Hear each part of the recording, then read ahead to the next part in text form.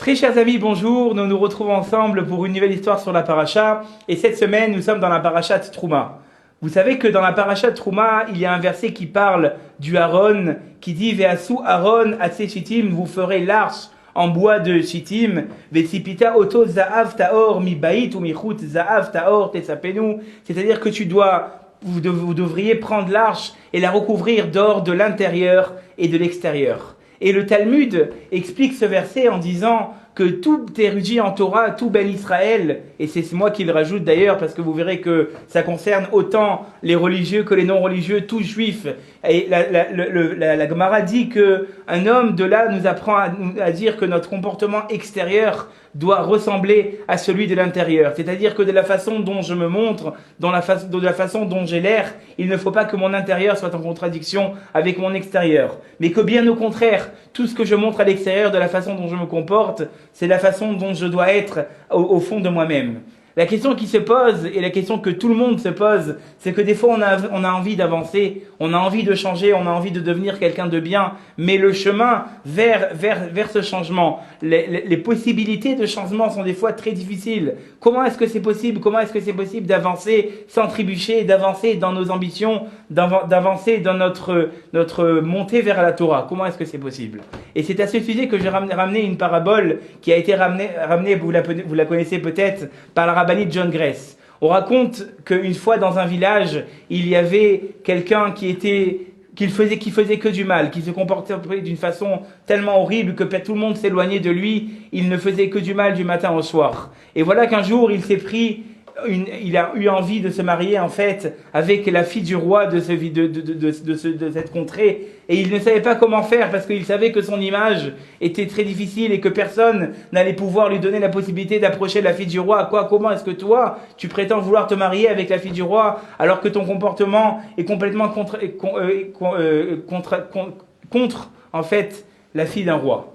Et quelques temps passent et voilà que cette personne, ce vagabond, a une idée. Il va chez quelqu'un qui faisait des masques et il lui demande de lui mettre un masque sur sa tête, un masque qui donne l'envie de s'approcher, un masque de quelqu'un qui a l'air bien, de quelqu'un de pieux. Et voilà que cet artisan lui fabrique ce masque, et c'est avec ce masque que ce vagabond s'approche petit à petit chaque jour de la fille du roi, jusqu'à qu'à la fin, la fille du roi, elle aussi, a été beaucoup attachée à ce vagabond, et à la fin, ce qui se passe, c'est qu'elle le demande en mariage, et qu'elle a envie de faire toute sa vie avec lui.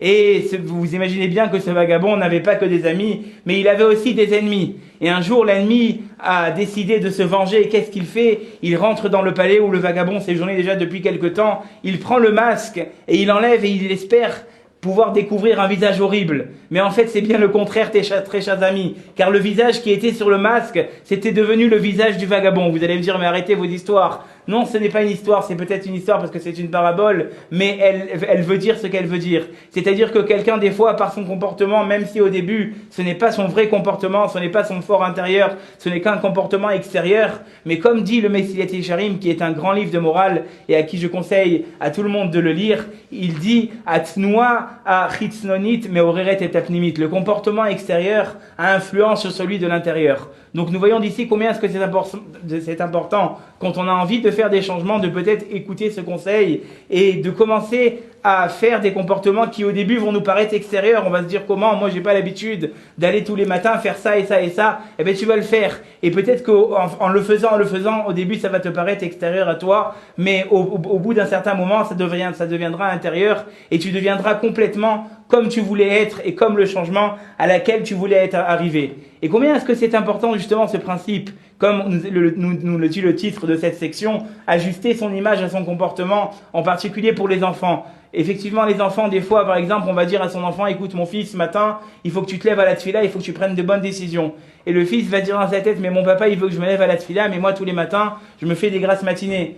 Et je le vois faire des grasses matinées, alors qu'est-ce qu'il me demande? Il me demande de manger proprement, de pas me lever en mangeant, mais lui, il mange son sandwich tous les jours, je le vois debout en train de manger, c'est tout juste qu'il fait une bénédiction. Donc combien est-ce que c'est important déjà par rapport à nos enfants et par rapport à nos ambitions, dans un deuxième temps, de pouvoir ajuster notre image à notre comportement pour être Be'ezrat Hashem, arriver au bout de nos rêves. Je vous le souhaite à vous aussi, très chers amis. Shabbat Shalom et à très bientôt.